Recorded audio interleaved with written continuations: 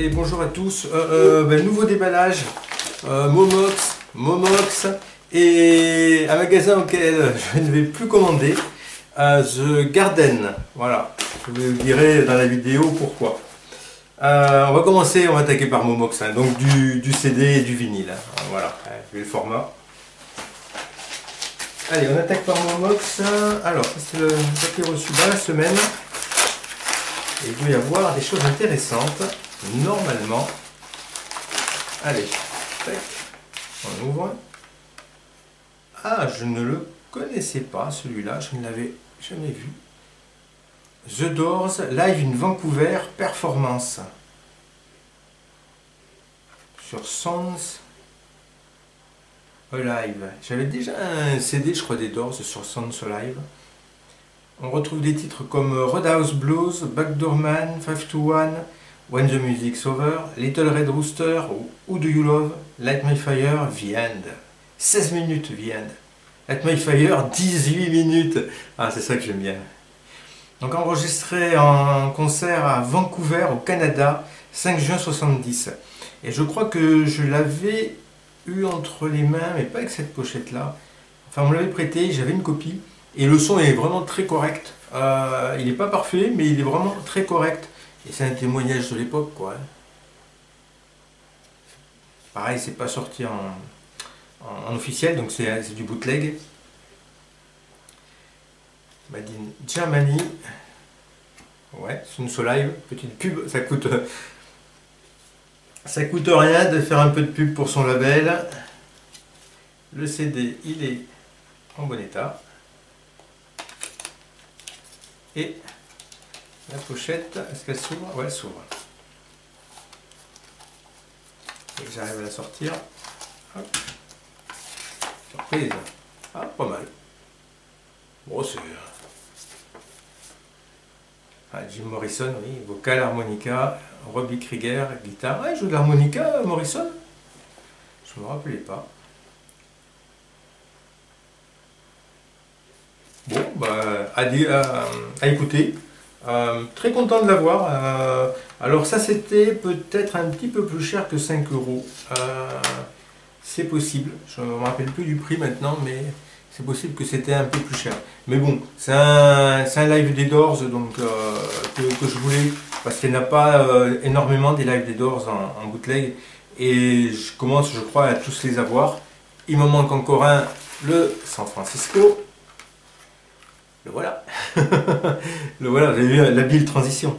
Je pense qu'après je les ai tous, voilà. Au moins ceux qui ont un bon son. Peut-être qu'après il m'en manque qui ont des sons pourris.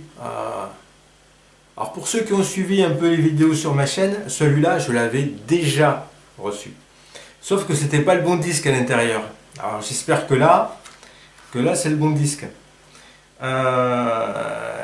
People Are Strange, Alabama Song, Crystal Ship, 20th Century Fox, Moonlight Drive, Summer's Almost Gone, Unhappy Girl, Backdoor Man, My Eyes Have Seen You, Soul Kitchen, Gate of My Life, Crawling King Snake, I Can See Your Face. Ah ben c'est vraiment pas les mêmes titres que l'autre. Hein. Celui-là, j'ai dit quelle année? 70, ouais, 70 c'est déjà beaucoup de succès. Et là c'est 67, 7 mars 67 à San Francisco. On va ouvrir. The Doors Live in San Francisco. Ouf. C'est le bon CD. Star Life. Je connais pas le label. Pareil, je crois que j'ai un autre CD des Doors sur Star Life. Puisque j'ai la même présentation sur un autre live. Là, c'est une simple feuille, donc il n'y a rien de plus.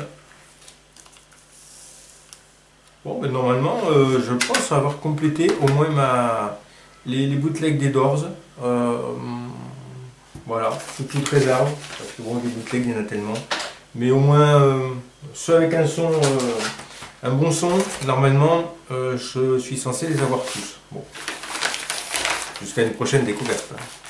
Alors, très content hein, de les avoir. Ils sont en bon état, ils présentent bien. Ça complète parfaitement la collecte. Il manque encore des albums en vinyle. J'achète les bootlegs avant même les albums en vinyle. Mais il doit... Non, il ne doit pas en arriver pour l'instant. Non, j'en ai pas en commande. Ah oui. Alors dans la même série que le U2, le Annie Lennox, c'est maintenant le Pink Floyd. Interview disc and fully illustrated book. Ah, j'avais adoré le U2, adoré le Annie Lennox. Donc je me dis, ben, il me faut le Pink Floyd. Je sais, il n'y en a pas beaucoup dans la série. Bon, je prends les artistes qui me plaisent, mais c'est peut-être le dernier. Ils ont tous le même problème, le bas qui s'ouvre. C'est assez marrant. Les architectes de leur propre destin, Pink Floyd a surgi du chaos et de l'expérimentation des années psychédéliques à la fin des années 60 et ils ont fait un tabac. 95. Donc on a limited edition interview picture CD. Comme montré, donc ça va être le même logo, le même dessin sur le CD. Ça c'est cool. 120 pages illustrées d'un livre couleur. La discographie chronologique et ouais, collectible, CD size format. Ouais, donc effectivement, tu mets ça dans ta CD Tech, ça rentre sans problème, ça prend pas de place. Et franchement, moi, je trouve ça super. Une super idée ce truc. C'est dommage qu'il n'est pas sorti en vinyle, hein. J'ai déjà dit, mais Pink Floyd. Alors, il est un peu abîmé.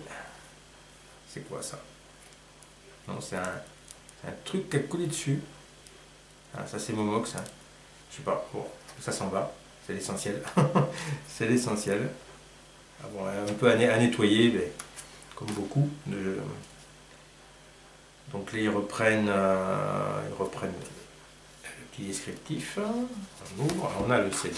Super. Donc, sur le CD, c'est une interview en anglais. C'est pas très passionnant. Il faut vraiment bien maîtriser l'anglais. Et voilà. Donc, et surtout, ce qui est bien, c'est le bouquin. Voilà. Peut-être zoomer un peu. Voilà, parce que des fois, je m'embête à montrer le bouquin en gros à l'approcher de la caméra alors que j'ai qu'à utiliser le zoom. Ça, c'est moi. Ça. Voilà. J'espère que c'est net, ça a l'air. Alors, contenu. Alors, c'est bien parce que c'est toujours des titres de chapitres en rapport avec le Pink Floyd. C'est pas des titres bateaux qui pourraient aller sur d'autres artistes. C'est d'abord Penser en rose. Voilà. Set the Control for the Heart of the Sun. Elle est géniale. Le côté sombre du Floyd. Another Brick in the Wall.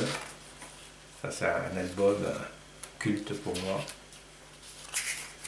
S&M, Pink, chapitre 1.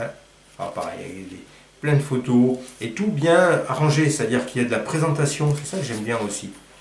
C'est le jeune Floyd. C'est Barrett ça, non? C'est Barrett, ouais. C'est Barrett qui a fait quoi? 1 an, 2 ans sur Pink Floyd avant de devenir complètement abruti par les drogues. Il y a un peu moins de photos, j'ai l'impression. Au profit du texte. C'est Barrett toujours. Oh, c'est bien, c'est bien, c'est bien. Bien présenté, le texte est lisible, même s'il y a un fond de couleur, ça reste lisible. Il y a vraiment beaucoup de texte. Des photos qui sont redécoupées pour s'intégrer dans la présentation. Non, c'est vraiment chouette. Il y a 120 pages, je ne vais pas vous les passer, les 120 pages, mais... Ouais, je pense qu'il y a un peu moins de photos que sur YouTube, ou... ouais. Ou que sur le Eurythmics. Dark Side of Floyd. Chapitre 4. Ah, c'est bien. Ah, je trouve que c'est un bel élément de collection qui se rajoute...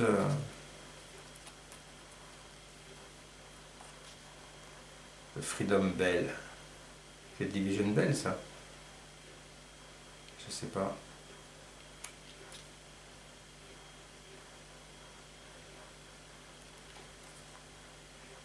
Un studio.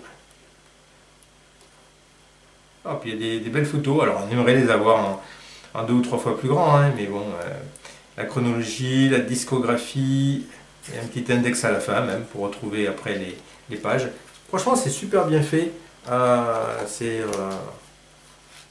C'est très agréable à consulter.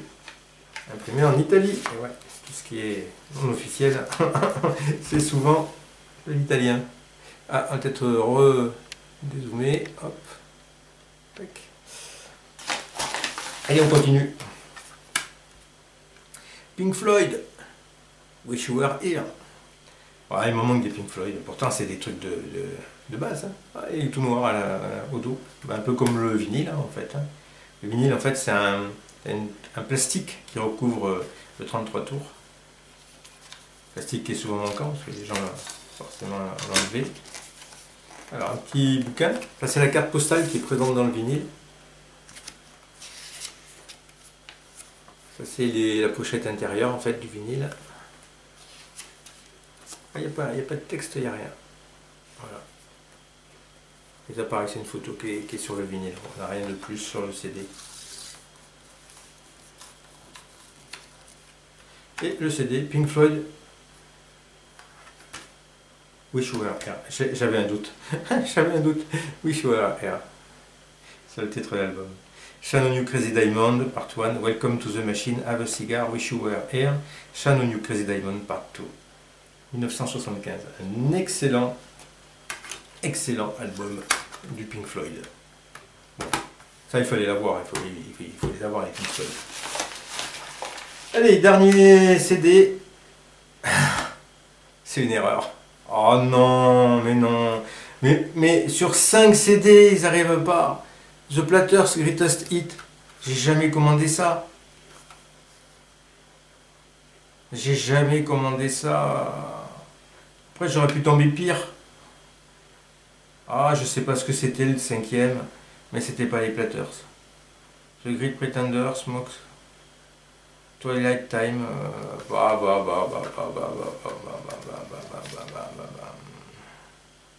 bon, bah c'est pas le bon CD. Bon, comme ça abrège un peu la vidéo. Je mettrai en commentaire ce que c'était le 3e CD que j'avais commandé. Peut-être un Pink Floyd encore, hein, puisque j'en avais 2. Et je reçois un Platters.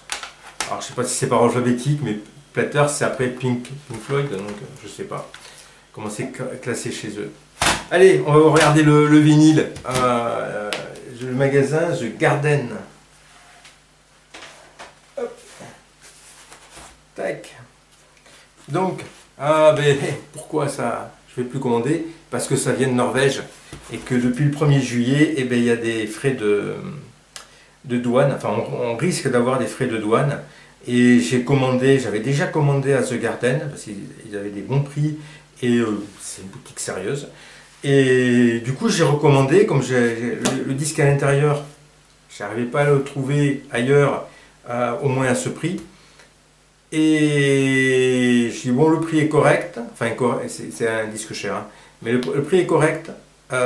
J'ai commandé sur le coup, et après, je me suis dit, mais attends, c'est la Norvège. J'ai échappé aux frais de douane. Je ne sais pas comment, c'est vraiment du... comment dire, c'est bizarre comment ça s'ouvre. Les frais de douane, c'est vraiment un coup de bol, on ne sait pas, on passe à côté, on passe pas à côté. Ah ouais, super bien emballé, c'est dommage, hein. Donc je vais pouvoir commander à ce magasin. Ah ouais, super. Alors, il vaut cher, mais ah là, j'en ai rêvé de ce disque. Et après, il y a quoi? Il y a un petit papier, je pense que c'est la facture qui doit glisser dedans. Hop, ouais, c'est la facture. Donc heureusement, la douane ne s'est pas attachée à ce paquet. Sisters of Mercy, BBC Sessions 1982-1984. C'est un disque du Record Store Day. Mon deuxième achat, premier achat, c'était au premier Record Store Day de cette année, c'était Suzanne Ciani. Et là, la deuxième vague, j'ai acheté que celui-là. Parce qu'il était cher, donc je me suis arrêté là. Puis il n'y avait pas grand chose d'autre qui me plaisait non plus, donc voilà, j'ai dit ça suffira. Le BBC Sessions, alors ça vaut de l'or. Hein. Donc 3 radio sessions, 12 tracks. Ah oui, 3 sessions radio pour 12 morceaux. Donc ils ont fait 4 titres à chaque fois. Et jamais sorti en vinyle. Édition limitée. Alors sur normalement vinyle couleur 180 grammes. Donc on va regarder ça ensemble. On doit pouvoir le trouver facilement. Hein. Moi j'avais peur qu'on ne le trouve pas après ou plus cher. J'ai acheté cher, j'ai acheté 45 € et sur d'autres sites il était après j'ai trouvé à 50 €, mais sur des sites il était à 57 je crois. J'ai vu jusqu'à 57 € au moment de la sortie, hein. Le jour de la sortie, hein, parce que moi j'ai regardé le jour de la sortie ça. Hop. Alors c'est pas une pochette ouvrante malheureusement à ce prix là, ils auraient pu. Hop, voilà. Donc normalement on a 2 vinyles. Hop. Voilà, bien, avec les pochettes noires. Donc on n'a pas de download code, c'est plus cher. C'est plus cher avec download code. Et on a alors, premier vinyle, hop. Ah, joli. Ah, c'est chouette. Ah, j'étais pas préparé. Je les avais pas vus, hein. Je savais pas du tout. J'avais cherché des photos, mais j'avais pas réussi à voir les. Comme ça venait juste de sortir, il n'y avait encore pas de déballage. Ah oui. Donc c'est fumé transparent. Et ça rejoint bien, ça rejoint bien un peu l'univers Sisters et ça va bien avec la pochette. Parce que des fois on sort un disque, il est jaune fluo alors que la pochette est noire. Enfin bon, c'est bien d'avoir de la couleur, mais de la couleur qui se rapproche. Ah c'est chouette. Dessus on a le John Peel Session de 82 avec 1969, la reprise des Stooges, Alice, Good Things, Floor Show. Donc c'est les débuts hein, des Sisters, hein. On est en début des années 80. Là c'est le Kit Jensen Session 83 avec Heartland, Jolene, qui est très très bonne, Valentine, Burn. Ah ouais. Et du coup il va y avoir, parce qu'il n'y a que 12 titres, donc sur l'autre, comment ça va se présenter? Il y a une face non enregistrée. On va regarder ça, ça serait dommage. J'arrive pas à voir, essaye tout. Voilà, ça c'est la face A. Ah mais c'est vraiment bien. Là, bon, la pilule passe mieux quand on voit les vinyles. Et le deuxième alors, qui doit être pareil je pense. Ouais, voilà, super. Super, bien assorti. Donc il s'appelle ça Smoké. Smoké, donc un peu fumé. Voilà. Ah non, c'est chouette. Je n'en avais pas du tout. C'est bien quand on a des couleurs différentes dans sa collection. Et là, alors on a donc phase 3, le John Peel Session 84 avec Walk Away, Poison Door, No Time to Cry, Emma. Alors bien. Et du coup, ah bah ouais, on n'a rien sur la phase D. Oh, ça c'est un peu dommage. Ils auraient pu nous mettre quelque chose, ou des remixes, ou des. On n'a rien. On n'a rien sur la dernière face. C'est une face. Non, elle n'est pas enregistrée. Il n'y a rien. Bon, on a le plaisir d'avoir le logo des Sisters en plein milieu. Voilà. Bon. Ah, chouette. Chouette, chouette, chouette. Hâte de les écouter. Oh, le son doit être très bon. Hein. C'est des enregistrements professionnels. Donc. Bon, ben, très très bien. Du Sisters, il n'était pas sorti de Sisters of Mercy depuis. C'est un groupe qui existe toujours, qui fait toujours des tournées en Angleterre notamment. Et ils n'avaient pas sorti leur dernier disque doit remonter en 91, 92.